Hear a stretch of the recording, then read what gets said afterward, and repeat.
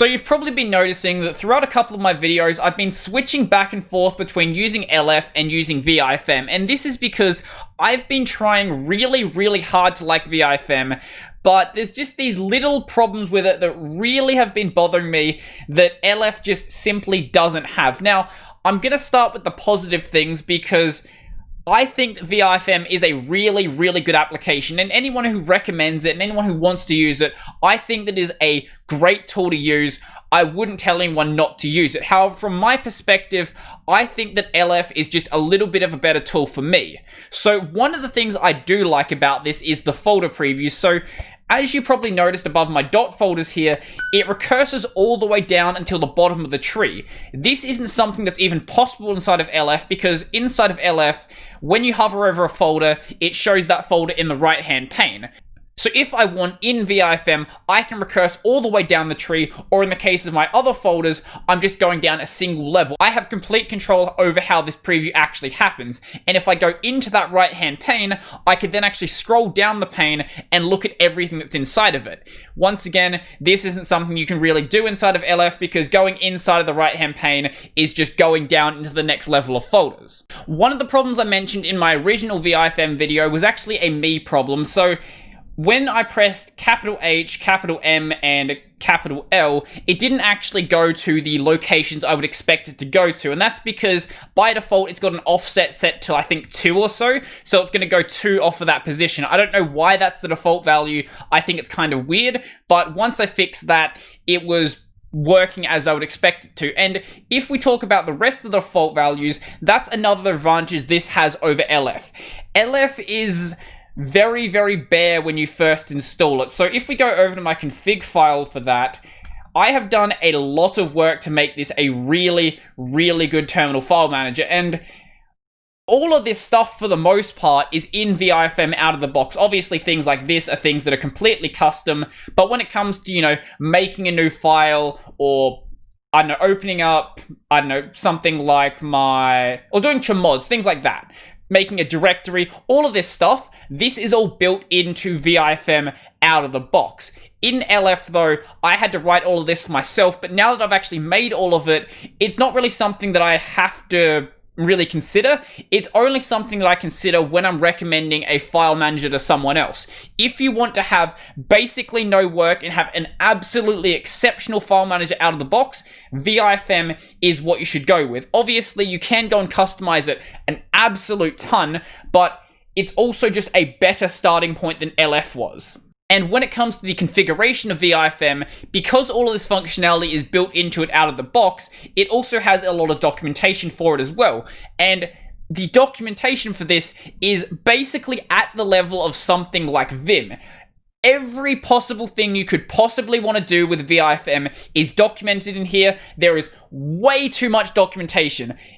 Every possible thing that this application can do has some documentation in here. So if you want to go and read through any of this and find out what any single part of the application does, this is the first place you should go because it's all documented really well. But because LF is basically just a glorified LS when you first install it, you don't really get any guidance on how anything should be implemented. You're just left up to doing it entirely the way that you want to, which for me is absolutely amazing because I'm the sort of person who likes to hack around with my tools like that. But for some people, it's probably not the best choice to go with. I would say the terminal file manager with the closest sort of documentation would be Ranger, but the problem with Ranger is the fact that it's written in Python and sort of comes with the same problems you'd expect from any sort of Python application like that. So maybe a better example would be Alacrity. The default configuration for Alacrity is basically 10 times as long because all of the documentation is inside of the config. If I stripped all of it out, it'd probably be, I don't know, 300 lines or something. But with it there, it is absolutely massive. And I do like applications that include that documentation, but sometimes it's kind of fun to hack around with something where you have no idea what you're actually doing. And another amazing feature of Vifm is the ability to undo and redo changes you make. So let's say that I accidentally delete my zsh-emp file. Now, in most situations, there'd be no way to recover this, but because Vifm puts everything into a trash directory first, if I press U, now the file is back. This is a feature that I feel like every terminal file manager should have, because I don't know how many times I've accidentally deleted a file. Now, I probably could hack something together similar inside of LF, because I normally do use trash CLI, so it shouldn't be that difficult, but it is still a really awesome feature to have. And the last positive I want to mention is the fact that the configuration file is set up in basically the exact same way that you do it inside of Vim, which means I don't have to go and learn some sort of new syntax to go and modify this. I just have to go and learn the values I want to set and the values I want to set them to. If I want to say set a new key binding, for example, I know that I can use something like end no remap and basically set up bindings like that. Or there's a bunch of other binding styles, and they're the exact same that Vim uses. Now, it's not necessarily a bad thing to have your own syntax style, but when you can borrow something from another application, it makes it much easier for people to actually learn how it works. Now onto some of the stuff that bothers me. So one of the things is that the selection key isn't toggleable. So let's say we select these right here. My selection key is set to space. Nothing happens here. I don't know why a selection key isn't toggleable. This seems like a really weird addition. So if we go over to LF and I do the same thing over here, basically it works as any other selection key in literally every other terminal file manager works. I don't know why in this one specific terminal file manager it works differently.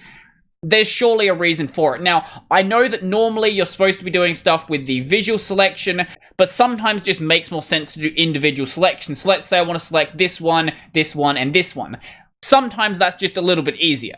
And along with this, you can't go and make two separate visual blocks. Now, I could be missing something once again, but let's say that I want to select from here to here, and then I want to go up to, say, line 20, and I want to start another visual block. The weird thing about this is I can actually go and use the selection key and select stuff like this. But if I was to start a visual block, it's going to go and cancel the rest of the selection. As I said, this is how Vim normally works, but I feel like it's a bit of a weird way to work in a terminal file manager, especially when the selection key actually does let me select extra stuff. And obviously this isn't a problem over in LF, because LF only has the selection key, so I can say select from here, go down some lines, select here, go down, select here, basically as you'd expect it to work.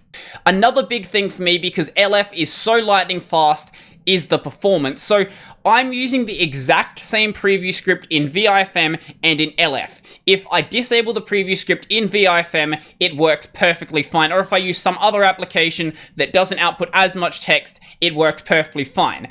LF handles it just fine. So I'm going to scroll through this on LF side. So just hold the key down. As you can see, it's working perfectly fine. No problem here. As soon as I let the key go, it just stops. Vifm though, not so much. So I'm going to hold the key and I'm going to let it go. It just kept scrolling. Now, it has cached some of it, so it's not as slow as it otherwise would be. Sometimes though, when nothing is cached, it will literally take me the time to open up LF, scroll through the list 3 times, and then it finally hits the bottom. And while it's scrolling through the list in Vifm, you can't actually do anything because basically the application becomes locked in that scroll. The way that LF avoids this is by loading everything in the background. So you might have noticed that when I was scrolling through this list, it's probably not going to show it now because, yeah, everything's already been cached. But when I was scrolling through this list, sometimes it would show like a little loading text. And that's because when it can't load it straight away, it's going to have that text there as a placeholder, allowing you to keep scrolling without it locking up the rest of the application. That wouldn't be super difficult to put into Vifm. I don't know why it's not really here. Probably because it's not really expected to have such a heavy preview script, but luckily LF decided that some people are going to do things like that, and it really benefits me to have that there. The other thing is how long it takes to open up the list of bindings when I press a key. So let's say I want to do one of my G bindings, and I don't remember the other keys to press alongside it. So if I press G, that's how long it takes every single time to open up that list. Over on the LF side though, if I press G, it's opened up in an instant. I don't know why it's so slow in Vifm. This could potentially have a variable controlling it that I just didn't realize is there, but if there's not a variable, I don't know why it takes so long to open. And the next thing is very much going to be up to the person using it, but I feel like, to me personally, LF looks a little bit better. I know that Vifm looks pretty good with this color scheme I've got on it now, but I just like the look of LF. This might just be the fact that when I first started using terminal file managers, I was using Ranger, so I'm probably really used to this look after using it for 2 years, but I don't know, I'm really comfortable with this look here, and I know that I'm not going to convince anyone that this looks better, but that's just sort of how I feel about it. I think the big thing is having these lines around the edges. There's just something about that I feel like just looks a little bit better. You can do something similar in Vifm, however, you can't have a top or a bottom border because you have this text along here which gets in your way. You can do a left, middle, and right border though if that is something you want to do. Now, one of the features that everyone tells me about when they tell me about Vifm is the bulk renaming, and that's a cool feature. I don't really use it that often, but hey, it's kind of cool to have there. However, this isn't really a unique feature to Vifm. I've got this over in LF as well, so I'm just using a standalone application to do it rather than having it built into the terminal file manager. So while it's cool, it doesn't really make Vifm really stand out. One thing that does make it stand out though is the fact that you have sessions. So if I was to, open up Vifm and go somewhere like my Repos folder and save it here. If I quit out of Vifm now and I reopen it up, it's going to take me back to that folder. That is a cool feature.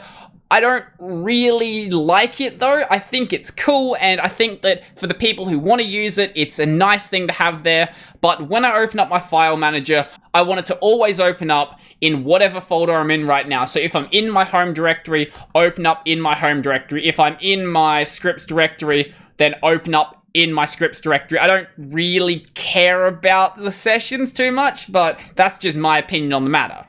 And as for image previews, I didn't really care about them too much when I lost them after switching from Ranger to LF, and I don't really care about them in Vifm. Once again, that's another feature that if you like it, it's probably a really cool feature, but I don't really care about it anymore.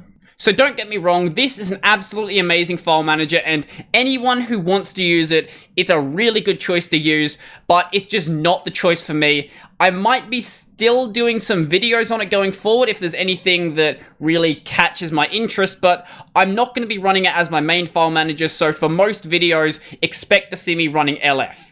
So I think that's pretty much everything for me, but before I go, I would like to thank my supporters. So a special thank you to Chris, Joachim, Donald, Corbinian, Andrew, Nathan, Montazar, Chico Bento, Joseph Peter D. Road, Tony, Brennan, John, Marek, Mikkel, Nate Dog, Nephite, Poe, Teeth, and Zilva. If you want to go and support my work, links down below to my Patreon, subscribe, sale, leave, pay, all of that sort of stuff. I've got my podcast, Tech Over Tea, available basically anywhere, and this channel is available on Odyssey, Library, and BitChute if you want to watch on a platform that isn't YouTube. Now, you might have been noticing this right here. This is a jacket, and the reason why this is here is because my air conditioner is on, because it is 36 degrees Celsius right now, and this was the only thing I had as a windbreak. I actually might get something more professional, like, I don't know, some like cage sort of thing I can put around this. Maybe that would be cool. I don't know. That might also address the echo problem if like that entire bit around here is just sound foamy. I don't know.